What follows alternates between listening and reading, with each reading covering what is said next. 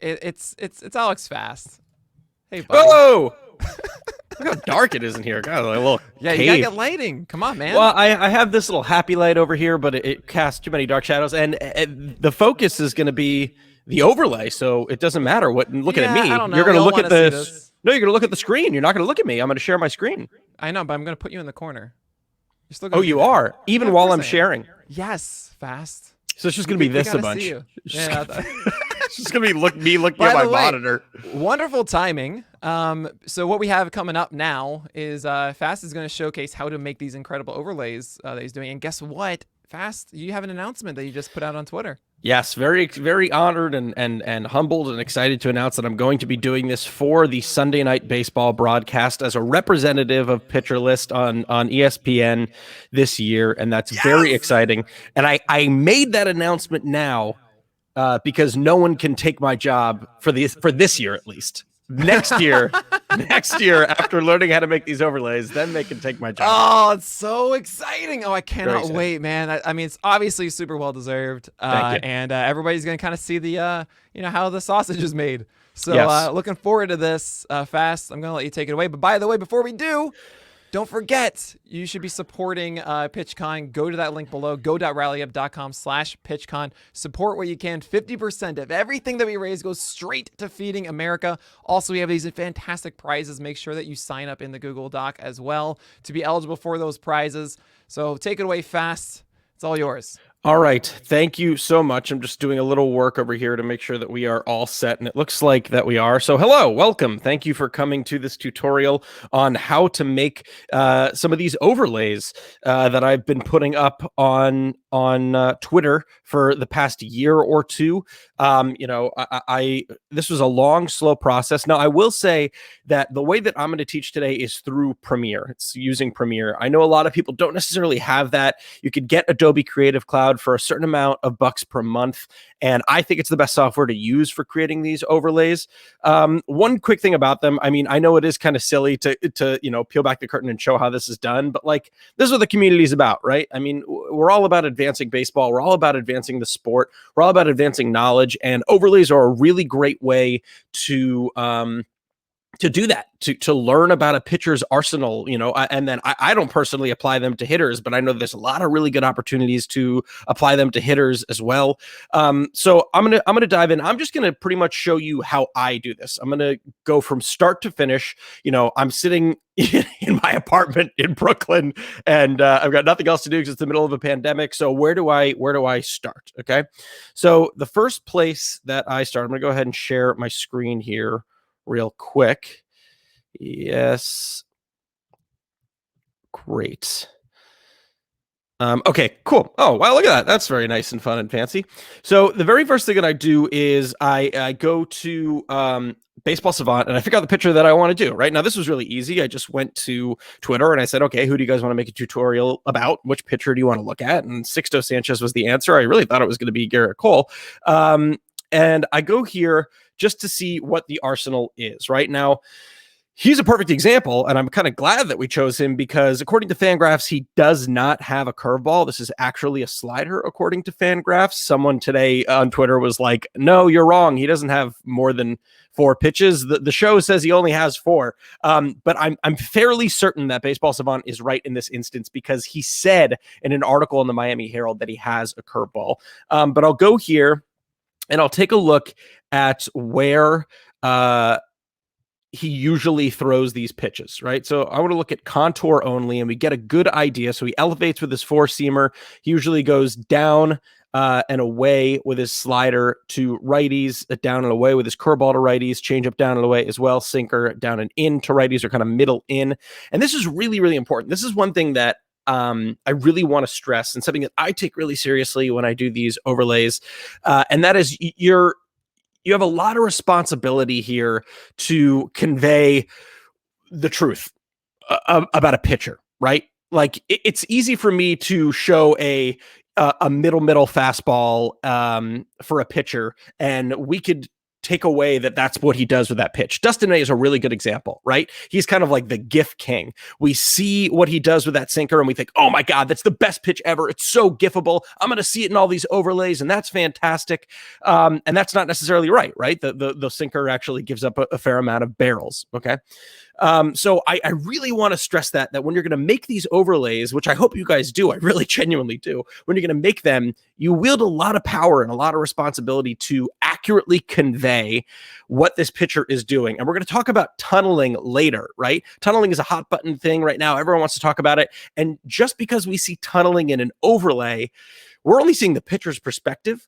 So tunneling is more so, if it really exists, because there's some studies at Driveline that are saying it's still kind of being equated. It's more so from the hitter's perspective. So I'm going to give you a little tip of what I would do to see whether a pitch tunnels well or not. But anyway, I digress. We see what Sixto Sanchez has, right? So the next step that I'm going to do is I should show you how to navigate there. You're just going to go to this top bar and you're going to go to the search. Now, this is a shameless plug. If you're a little bit scared about how to use this search, I have a YouTube tutorial about how to use it. I have about 4 or 5 of them. And it's a little intimidating, of course, but we don't really need all of it for right now. It's very simple for what we need to do. We want to take a look at Sixto Sanchez. So in the bottom right-hand corner, you're going to see that this says pitchers. We're going to put in Sixto Sanchez. If you wanted to sort by pitch type, you would go in here and you would take a look at all the pitches that you would want to see from that particular pitcher. Because we're going to look at his full arsenal, the full breadth of his arsenal, I'm going to leave that unticked because it's going to show up with all of his pitches. What I really want to see is his CSW. I want to see his called strikes, his foul tips, his swinging pitch outs, his swinging strikes, and his swinging strikes blocked, right? This is the equation that I use in Baseball Savant to get CSW. And then the last thing I want to do, I don't want to see all of these all at once. I want to see them by game date. So I would go ahead and I would search here. I've already done a lot of this work already just to kind of nip this a little bit in the bud. Why did I do by player and game date? Camera angle is extremely, extremely, extremely important when we're looking at overlays, right? So we want to keep all of this to the same camera angle. And the best way to do that is by keeping all of it inside of the same ballpark, right? So by making it player and game date, it's just going to normalize the camera angle for us. Now we're going to see as we, look at this overlay tutorial that isn't always the case inside of each individual game day, but we want to try and remove as many variables as possible. Sort by player and game date. The next thing that I'm going to do is I'm going to click on one of the starts. Now we see he has 30 CSW here, 30 over 92 at 32.6%. We want to try and get one that has a lot. I've already sorted through this, so I know that I'm going to click here. There's 2 ways that you can do this. One of the most helpful ways is sort just by batter. I clicked on batter. And these are all of the CSWs that he had against a particular batter in that game. Once again, the reason I'm looking at batter is we're trying to normalize camera angle as best as possible here. So we have to do the least amount of tinkering that we can when we're actually doing the overlay themselves. With that said, it's going to be really rare that you're going to find an instance in which a pitcher threw their entire arsenal to a hitter in one game. Right. And not only that, but didn't throw a ball, right? Because we're only looking at called strikes and we're looking at swinging strikes as well. So usually what I do is I try and find an at-bat that featured a good amount of them and I go from there. The other thing I'll say about that is sometimes if there's a pitch that a pitcher doesn't throw that often, or maybe he only throws it to lefties and he's seeing a lot of righties that day, if I want to increase how many pitches, then I'll just go back up to swinging strike and pitch result and I'll add ball and ball in the dirt to it. And that'll give you even more options. But because we really want to see, the best of what a pitcher can offer, I think it's more important to start with CSW. So hopefully we're a little bit clear with where we are right now. Another way to sort too is you can just go here and here are all the changeups that he threw for a CSW, all the curveballs. You just had 2, all the 4-seamers, all the sinkers, and all the sliders. I still keep up the player page because remember, let's get a good example here. On average, Sixto Sanchez elevates with that 4-seamer, right? And we want this overlay to be indicative of how a pitcher is going to use that arsenal, right? So if we see a fastball right here for a called strike to Andrew McCutchen, this might be a really nice fastball, and it's probably going to be at like 98 miles an hour or something insane. No, it's 97. But this is a little bit, I imagine, I don't know, this is right down the middle. That's like literally the definition, right down the middle. Now, obviously, we don't want to include that because it's not the best fastball, but we also don't want to include it because it's not indicative of what he usually does with a four-seamer, right? The four-seamer is usually in zones 1, 2, and 3, or 11 and 12 up here. So we want to find a four-seamer that's more indicative of that, okay? Now, to expedite this process and show you actually how to build the tutorial, I've already gone through and chosen pitches from this game that are indicative of what he does with that pitch. So I'm going to spare you that, but this is how I personally get started. This is just me. You can do your own thing with how you want to choose these pitches, but really, remember, you wield a lot of power here in doing that. So I'm going to minimize this. I download all those videos. For those who are actually unfamiliar with what that process looks like, all you got to do is once you click on the video, you can just download it. I mean, this is one of the best things that I think is one of like so underutilized in the community is like all of these videos are here for you. All you have to do is click on them and then right down here, click download. And then, man, there's your video right there. Great, easy peasy. Okay, somebody tells me I'm going to run out of time at the end, so let me speed this up a little bit, although we're doing okay on time so far. Okay, so I took all of those files that I just downloaded and I just dragged them into Premiere, okay? So in Premiere, if it doesn't automatically look like this to begin with, you're going to want the project. The way I set it up is the project at the bottom left. I have effects controls here. I have this little, the program thing up here, and then the timeline down here. If any of these are missing, you just click on Window, and here's timelines. It's already in there for me. This is called the source monitor. I'm not going to do too much of this because, everyone's going to be a little bit different, and I don't want to waste a lot of time on the ins and outs of Premiere. But if you do have questions about it, please feel free to reach out. The first thing I'm going to do is I'm going to drag and select all of these audio files at once, and I just hit delete. I don't need them. I don't need any of these audio files. The next thing I'm going to do is I'm going to figure out what I want the base of my overlay to be. What do I want the main video to be? What do I want all the other pitches? All the other pitches are going to be on top of this main video. Now, if I recall correctly, the changeup that I saw from him, and I've labeled all these too: 6-0 changeup, 6-0 curveball, 6-0 fastball, 6-0 sinker, 6-0 slider. I just did that when I downloaded the file and then I dragged it in. But you can also change the name inside of Premiere, I believe, by right-clicking and changing rename. Now, if I recall correctly, this changeup to Bryce Harper was nasty. Yeah, that's Philly. So we're going to go ahead and we're going to do that. This is going to be the foundation. Now, if you want, let's say you wanted it to be this curveball, which is a little bit wonky, and the only reason we know it's a curveball and not a slider is because it's 82 miles an hour. It's not the best pitch. It could be that four-seamer, which he just climbs the ladder with. You might notice, too, that I made all of these against lefties. Oh, my God, that sinker is just gorgeous. Let's do the sinker. That's going to be the foundation. And then we had one righty because he didn't throw any sliders to lefties that he got a called strike or a whiff on. I also think, once again, just for camera angle, usually most stadiums kind of normalize it for lefties and righties. Ben Brown, that is very helpful. Actually, Ben Brown is also fantastic at doing these overlays. And I see that you're in the comments talking about the download button. Please feel free to chime in with all the tips that I'm going to miss. He is a fantastic follow to Ben. So drop your Twitter handle there because he's also really, really good at these overlays. And he's helped me out a lot, as has Josh Sperry, by the way. I shouldn't fail to mention that. Josh Sperry was also very helpful in helping me learn how to do these. Okay. So yeah, I like to keep them all same-sided in terms of handedness if I can.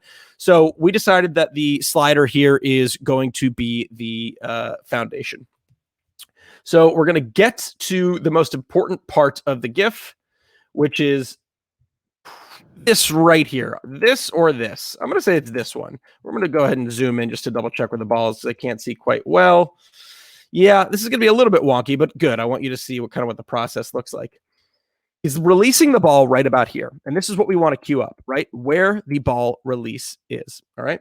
So we're going to go ahead and queue it up right here. I'm going to go up here. There's a little thing, add marker.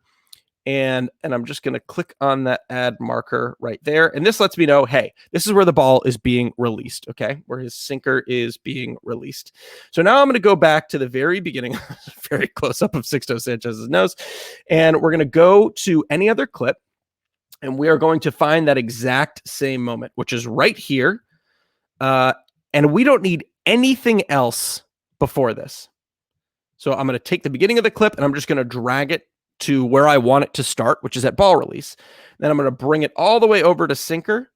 And you see this little line that appears here and how they match up? That's where I want it to start. Now to double check, what I can do is go to that point of release, which is right here, go to the clip above it, and then up here is opacity. And I'm going to lower it to whatever, I don't know, 70, sure. And we can see now as we click through it, we've got 2 balls right there. Ooh, and there we go. My goodness, that changeup and that sinker, just fantastic. Now, if I really, really wanted to be nitpicky, I believe that the U health is in both of these clips. Yes, it is. And you can tell that they're a little bit apart. I'm going to go ahead and lower the opacity here again, too. If you are trying to do this, if you're trying to match up the clips, never match up by point of release, because pitchers have different release points, right? And we want this to be as authentic as possible. We don't want to, make it look like they're doing something that they're not going to do. So find a similar point. I changed the opacity on the wrong one. I changed the opacity here. Find a similar point, and the U health is a similar point here, and zoom into that similar point. And if you really wanted to, you can change up here in position and scale to make it so that the H's are matching up and the U's are matching up. So you see before it was like, actually I can just go back. So it was at 640 before, but when I bring it to 645, that looks like it's perfect, or 646, I should say. That looks like it's perfectly matched up. That is a little pedantic. That's like, what is that, like 6 pixels? It really doesn't matter. But sometimes it'll be a little bit different. The reason we see that is sometimes they come back from commercial and the camera zooms in, and usually it's always in the same place. But if we really, really wanted to be pedantic about it, that's one way that you can do it. So now that we know that those two match up, I'm going to do the same thing with the curveball here. So we're going to go ahead and we're going to find the point of release. So that works right there. Drag it and then bring it here. I'm going to turn this one off for now, because when you're showing a bunch of it, it can get a little bit overloaded. And I'm just going to lower the opacity once more. Go back to the beginning. And we can see here, okay, so the U health is gone. It looks like it's a different ad now, so I'm not even going to worry about matching these up. Oh my God. We can see both pitches there. There's the sinker, there's the curveball. Curveball just sneaks in at the last second. So we are good with that one. I'm going to bring the opacity back up to 100. And I don't need to move that clip, because if I do, I can't perfectly match these up. So we're just going to leave it like that. Now we're going to go back to 6-dose 4-seamer. I have not used After Effects to rotoscope. If you want to hit me up afterwards and let me know how to do that, that would be awesome. I would love to learn how to do that. That's another important thing too. I'm very much still learning how to do this. I am not an expert when it comes to Premiere whatsoever. This is pretty much all I know how to do. So if you guys have tips, I mean, that's the one thing I hope you guys take away from it too. Like, we're a community. We should be sharing this information. I think it's beneficial to do so. So I'm down to help you guys out with questions that you might have about it. If you guys have tips for me about how I can be better with these, I would love to hear them for sure. I'm going to lower the opacity here. I'm sorry also if I'm missing a bunch of comments. I want to make sure this moves along. That's interesting too. So this is a really fun way to see too, like, about release points. And it looks like the release point on this fastball is much higher than it is on the sinker, which makes sense. But there we have the sinker and the fastball. So for the purposes of this, I'm going to move it along. Okay, and then the last thing, I need the slider. I'm going to have time for questions at the end too. And then, of course, if this is going too fast, I believe it's being recorded. If it's not, AlexFast8 on Twitter. I'm always happy to answer questions about this. All right, let's double check here. 100. So this one's a little, sometimes I get a little bit worried about camera here because it's a righty and a lefty, but this actually looks pretty good. So I'm not going to mess with it. And we can see both pitches. Actually, can we see both pitches? Let's see. Yeah, we can.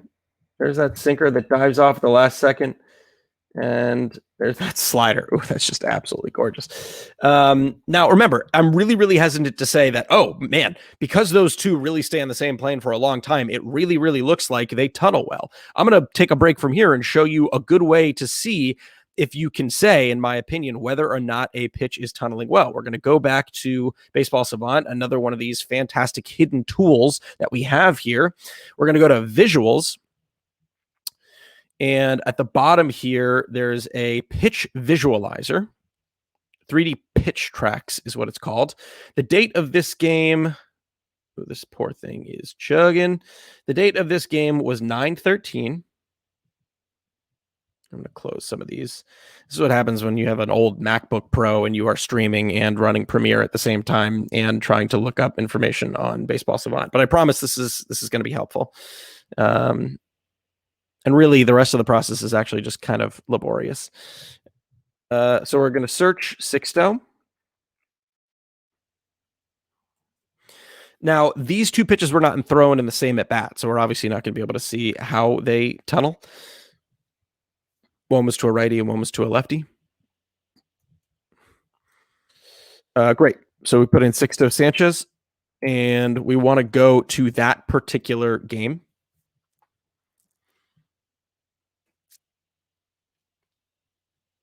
This obviously usually loads much quicker, but because of my computer, this was against Philadelphia on the 13th.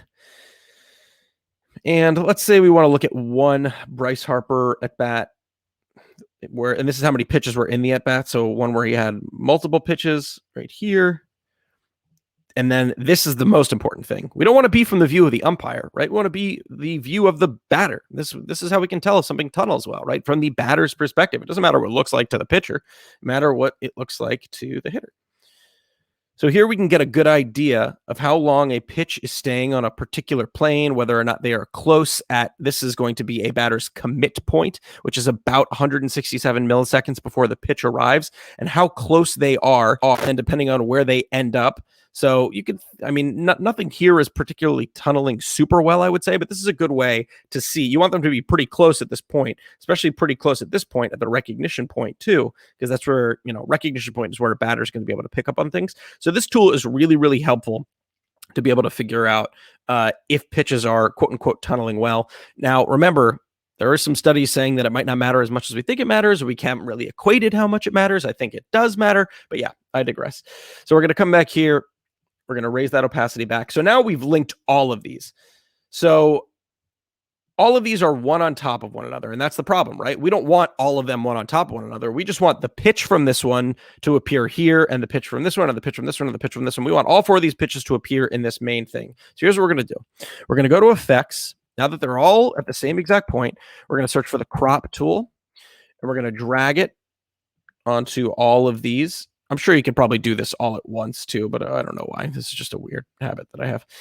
And we're going to go to the first pitch that we want to crop. I'm going to zoom in on our little clips here. Okay. So here it is. Here's the first one that we're going to want to crop. You'll notice over here that we're going to select the first one that we want to do. Over here, this little crop thing appeared. We're going to hit this circle. And we're going to zoom in as close as we can to that baseball.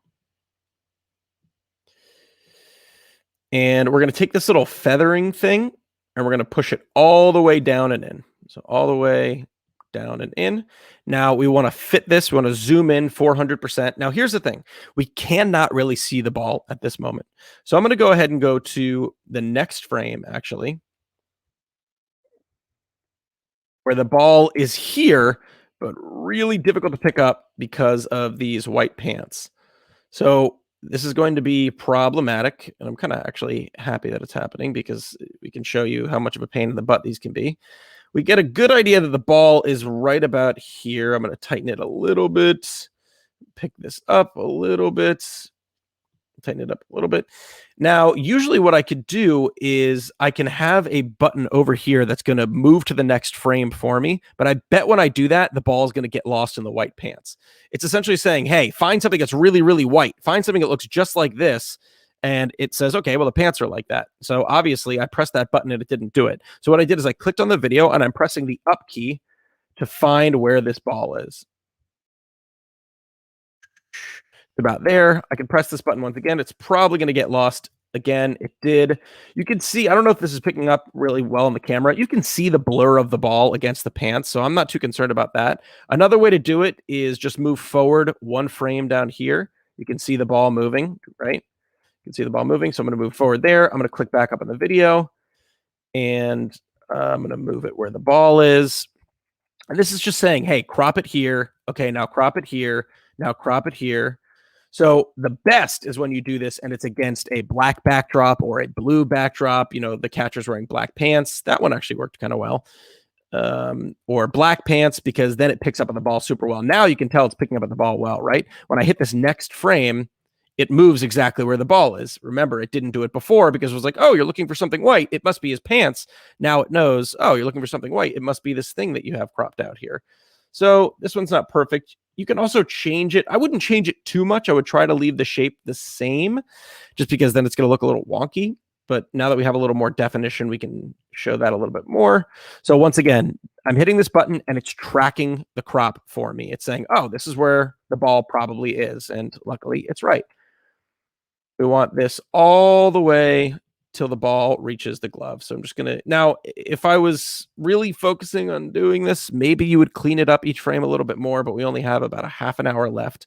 So I want to be able to try and do a full one of these for you. So I'm going to do a little bit quick and dirty. So just pressing forward here. Remember, if you guys have any questions about this, you know where to reach out and find me. Also, if you are here and you have not donated yet, Nick, if you wouldn't mind dropping that link where they can reach out to donate right now. It's also really at the bottom, go.rallyup.com/pitch-a-list.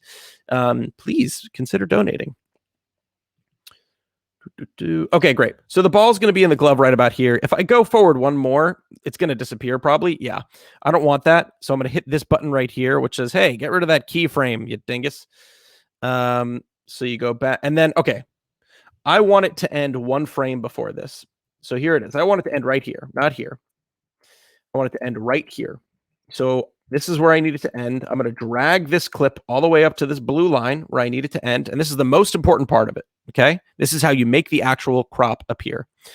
You go down to inverted, you click on that, and then you drag left all the way to 100. And now I want to show you one last thing that happens too. You can go back to the beginning. And we didn't do that first one, did we? Yeah, we didn't do that first one. Let me do this. I'm going to take this off for a second. So this is sort of up to you whether or not you want to do this. Did I do this? Where does the crop appear? Yeah. So the first time you really see the ball is right here, right? And this is our mask. Now, the first time it's technically appearing is right here. I'm going to keep it here for now. I could theoretically bring it down here somewhere, but I think this is better representative. So actually, don't worry about that. I'm going to do what we just did, and now we can see the ball. You click that, and then here we go. There it is, your overlay. That is very nice. Whew, gorgeous. So now we have overlaid the sinker. And I believe this is the slider. Yeah, sinker and yeah, there's the fastball, curveball, changeup, and the sinker. Yeah, this is the slider. Great. So this is it, right? You're just going to do that exact same thing with these other pitches. Now, I want to show you a few other things that you could do. Let's say we wanted to, I believe, I'm going to get this inversion off.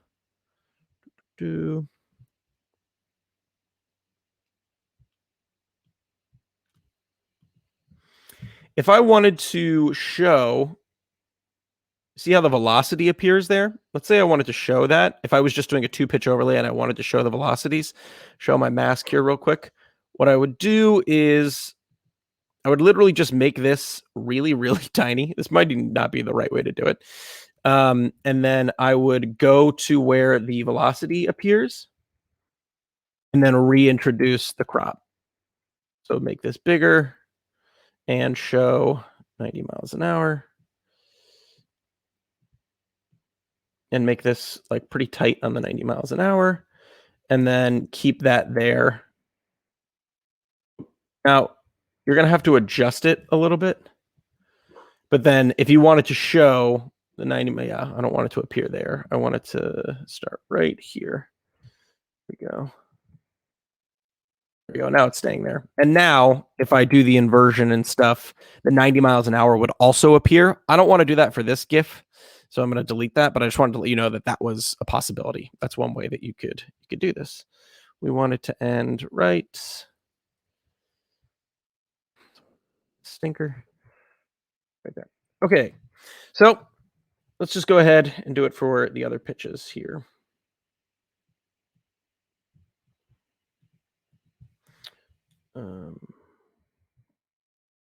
So when I do this, I usually turn this little eyeball here, turns this kind of track on and off. I can't see the video. The only video I can see here is this one right now. So really, we're going to go back. We're going to click this crop button. We're going to get it as close to that hand as possible.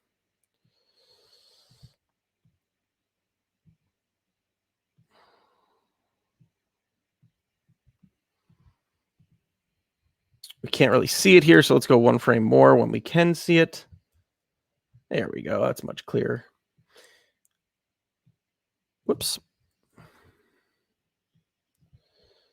Command Z is your friend. You're going to mess up a lot like I just did. So Command Z just undoes what you've just done.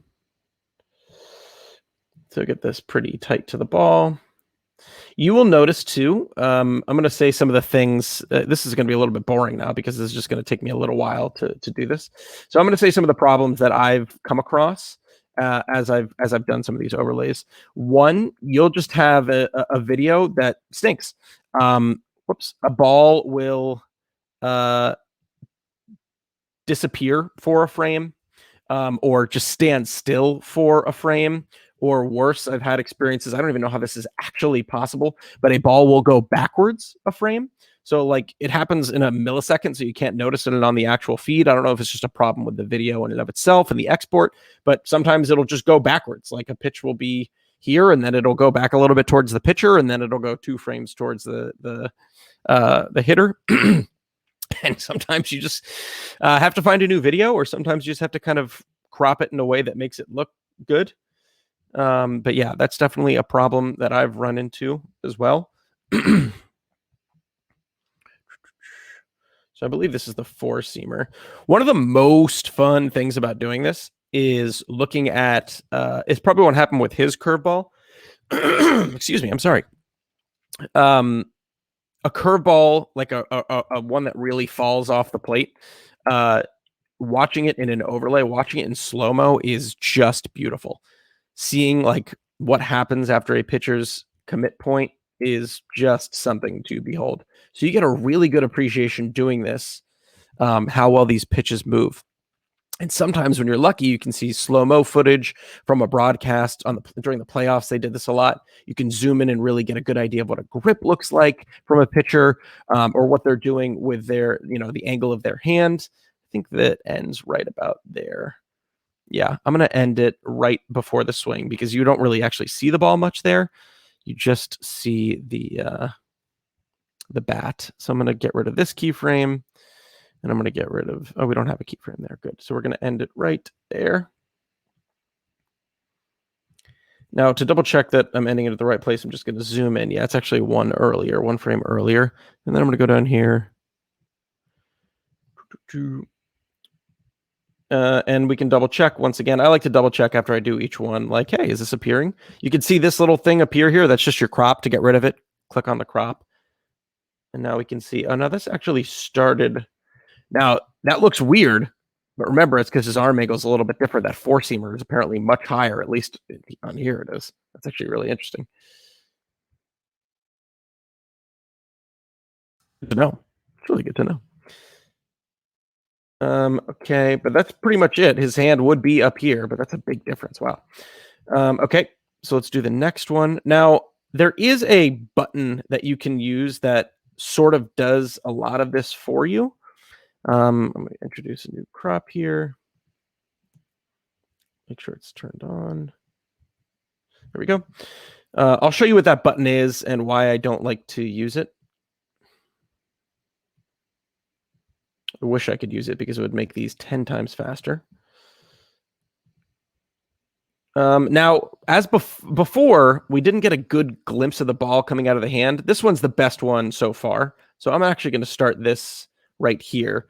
Before, in the other two pitches, we started it one frame later. But now, because we actually have a pretty good idea of what the ball is and where it is upon release, this is usually where I like to start it. It's a little bit brown. It's not perfect, but it should do. So then we're going to keyframe forward. Okay, so the button that you could theoretically use is this play button. And what the play button would do is it would track this ball all the way to the end of its location. I don't like using it, though, because if it sees those pants, it's just going to get confused. So I usually think that it does more harm than good.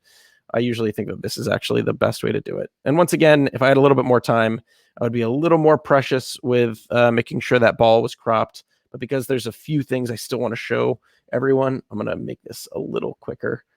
This is why I wanted to do someone who had just like 3 pitches, but no, everyone wanted Sixto Sanchez.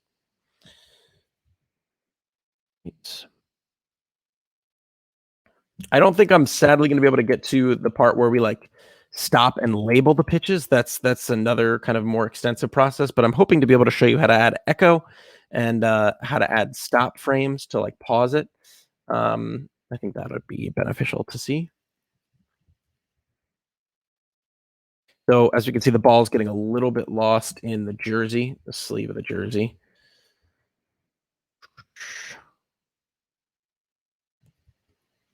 So what I'm doing here again is I'm pressing to the next frame and I'm clicking on the video and adjusting where the crop is with the up, down, left, and right keys. So it's pretty good there. It's okay there. Oh, this is, what pitch is this? This is the curveball. So you can see, this actually is a good example. That pitch looks like it's going all the way outside, and look at the late movement it gets, right? He's already started going into his motion, the hitter, I believe. You can see it just kind of dives in at the last second. It's not like the best curveball overall. It does just kind of look exactly like his slider, but it is coming in about 10, probably about 8 miles an hour less than the slider. So we're going to get this all the way to the glove. I think this one, the catcher doesn't catch, so we're going to end it about where he catches it. If I recall correctly, it like dips away from his glove. Yeah, I think the next frame is him losing track of the ball, but we can end it right there. So we're going to end it here. And we're going to go down here to what we did before, left all the way to 100, make sure it's inverted. Then we can go back to the beginning, go back to fit, turn crop off. I know that was a little fast. I'm sorry, but we can see there's both pitches. Oh, Lordy. All right, great. And, oh, good. Let's do this. We actually have 2 more to do. We're doing on time. We got about 20 minutes. Okay, we're going to do it.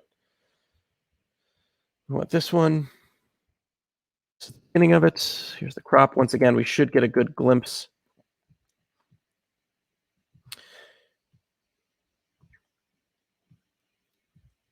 Okay, zoom in again. Oh, here's the feathering. Make it really tight. You can see sort of that the ball is right here. Oops. So I accidentally clicked a new spot and it created a new little outline for me. I just hit Command Z. I also tilted this, hit Command Z. I want to click on this little box and move it in. So those are some of the things that can go wrong. Command Z is your friend. You're going to misclick. You're going to mess up. Just hit Command Z, go back to where you were. Okay, next.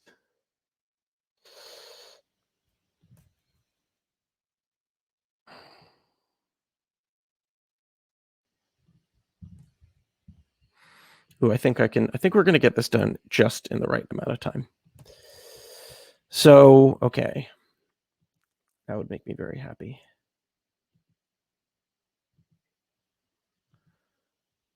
Once again, I would do a little bit better job with the crop if I could, but I want to get all this done. Oh, who am I kidding?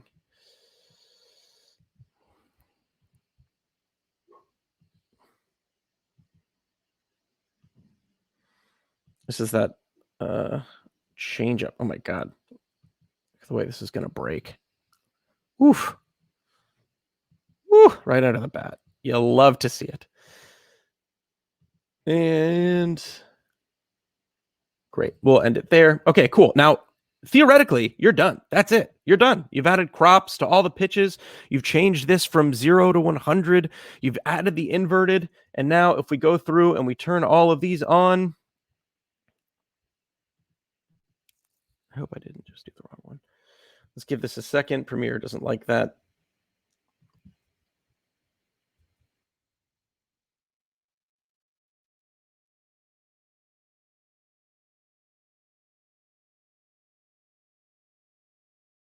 What's going on here? What is going on here? Something funky just happened.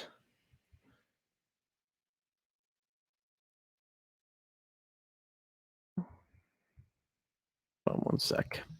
Oh! What's going on?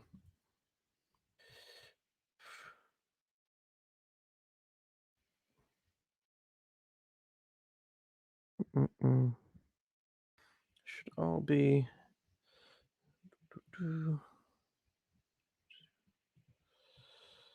Oh, there we go. It's because we didn't invert this one. There we go. Perfect. So what happened was this, when I was showing the example before, we unclicked inverted and did 100. So that was some good troubleshooting. So voila. Now we can see all 5 pitches in their beautiful glory. Look at that. Look at these. These 4 are, that's just a ballet. That's a ballet. Look at this. Look at that. Oh my God. Who cares about the 4-seamer? Oh, it's all about elevated 4-seamers. No. Look at that. Oh, that's gorgeous. Okay. Theoretically, that's it. We're done. Theoretically, all you would have to do, just say theoretically one more time. We're going to go here. We want it to start right about here, and we want it to end right about here. And that would be it. We would go to File and Export and Media, and then it would open up a new program, and that would be great. But I want to show you one more thing. I want to show you how to add the ball trails, right? Because some people might be interested in doing that. So I'm going to take this and I'm going to drag it all the way to the beginning. This is just to say, this is your time stamp thing. So like, hey, start at 0, 0. Don't show me just, a black screen for a little while. I'm going to take all these, I'm going to copy, and I'm going to paste right here. Now, before we can add ball trails, what we need to do, a ball trail is just going to add echoes to all of these. Now, we want to add it to all pitches. So what it's doing is it's adding a ball trail to all of the crops. We have cropped every pitch but the sinker, right? The sinker was our base, so we didn't need to crop it. All I did was I took this little clip, I copy and pasted it. I'm going to start it where all the other pitches start. I'm going to turn off all these other things, and I'm going to make a crop of the sinker. Now, it's going to be tough to see because these 2 pitches are just layered on top of one another, right? If I turn this off, I can still see the bottom video because they're the exact same video happening at the exact same time, but I need a crop on it because I'm going to add an echo to that crop. And if I didn't add an echo to that crop, or if I didn't crop it, the echo would be of the entire video, right? I just want to crop the ball. If I didn't make a crop of the ball, the echo would just show the video hundreds of times over itself, right? So we don't want that. So let's keyframe one more ahead. Great. So here's where it's going to start. Let's see if I can get this done real quick.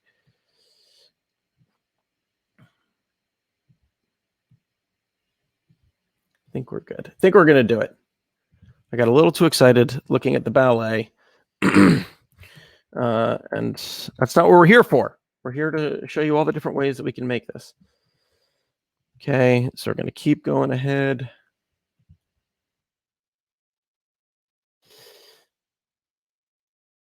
That one's a little funky, but that's okay. Oh, the way this sinker's just going to, like a geriatric driver in Florida. It's just going to make a sharp right turn when you least expect it. Okay, here we go. This is also one of the reasons why it's so fun to make them. Look at it. Look at how this pitch is just going to dive to the right. How can anyone hit a baseball? There it's going. Let's fix this crop a little.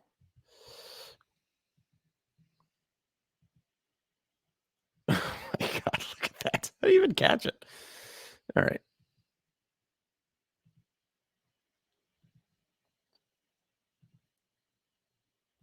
and end. Oh my God, look how much it broke. Unbelievable. Okay, great. So we did it. Let's do the final step, right? End it where we want it to end. Cool. And invert it. Great. How do we add echo? Easy. Search where we search for crop and add echo to each one of these. Echo for you. Echo for you. Echo for you. Echo for you. And echo for you. Same settings on each one of these. You can toggle as you'd like. Echo time, we want it to happen negative 0.010. We want there to be 25 echoes, and we want to change echo operator to max. That helps with like the lighting of the ball or something I read. I don't remember exactly. Negative 0.010, 25 maximum. Negative 0.010, 25 maximum. Negative 0.010, 25 maximum. And negative 0.010, 25 maximum. Go to the beginning of the clips, hit I for in, go to the end of the clips. Oh, this is the last thing. The echoes, we're showing 25 of them. We need to extend the clips to give them more time to show the echoes. So extend your clips out a little bit longer because if it's, this clip was just showing the fastball once, we're going to show it about 25 times. Go to the end of the clip where you want it to end and hit O. And now the worst part about it. Over here, it's going to render it. Hopefully it does this pretty quick. It might not because we're streaming. Okay. I don't know if I'm going to have time to get to this last part, but at least I can show you what I would do. The last thing that I like to do is to add color to each pitch. The color that I use, I try to match up with the way that it is represented on Baseball Savant. So changeups are green and curveballs are blue and fastballs are red and sinkers are like orange brown. And then sliders are yellow. So the way that we do this with Premiere is RGB on a 0 to 100 scale. If that's a little confusing, yeah, apply the echo settings to one clip, then copy and paste the setting to the others without needing to change 4 times. Yes, I knew that we could do that. I had a bad experience once where I changed the echo around, and that was why I was hesitant to do it, because then it changed it for all the other clips, and I was like, oh, God. But that is definitely a time-saving clip, for sure. I use the 0 to 100 scale with the color RGB tool that we're about to use. Just search any color RGB 0 to 100 online, and you'll be able to find how that works. We're almost done here. I think we will be able to do it. Actually, I think we are. I think we're going to get right there. Okay, great. So let's see. Let's go back, and now we should see all this echo. It's just one pitch. Oh, it's because I didn't turn them all on. Okay, great. I was wondering why it rendered so quick. I'm gonna pretend that worked. The reason it didn't work for all pitches is because I had these turned off. I want to show you the color thing, and then we can do this all together. We can render it all at once. So I search color RGB, and I cannot drag them. Because all of these are going to be different. These actually do need to be dragged individually. I believe they are correct in the comments that if it's all the same, then you can just drag it to all of them. But because these are all going to be different. Okay, so real quick. Here are all the colors that we're going to use with this little weird scale that I came up with. Okay, down here, color RGB. The first one is a slider. Slider here is on a 0 to 100 scale. This is regular 255 RGB, but on 0 to 100, it's 96, 88, 16. So right here, 96, 88, 16. Four seam was 87, 15, 3. So remember, we dragged color RGB, and now we are setting each color value. Curveball is 17, 75, 100. 17, 75, 100's already good. Changeup, a little green boy, is 3, 81, 26. 6. Remember, we just dragged color RGB. I searched for these values, and I'm matching them up to what they are in Baseball Savant, kind of by eye. And sinker is 96, 46, 12. 96, 46, 12. These are all on. Now we can all get them to render. sorry, the overlay equivalent of the nuclear codes. That's very funny, but there are so many other things that you can do with Premiere, right? There is a thing, if you right click on one of the clips called insert frame hold segment, and it'll pause that for you right then and there. I can maybe show you how to do that very briefly. I don't think I'm going to get into it too extensively. You can also go ahead and click on Windows and do essential graphics to bring in, this is a curveball. You can type curveball, right? You can type whatever the pitch is and put any information that you want there. One of the things that I started messing around with was like getting rid of the background up here to start putting in other images. What if you wanted to do we can see the colors starting to form up here.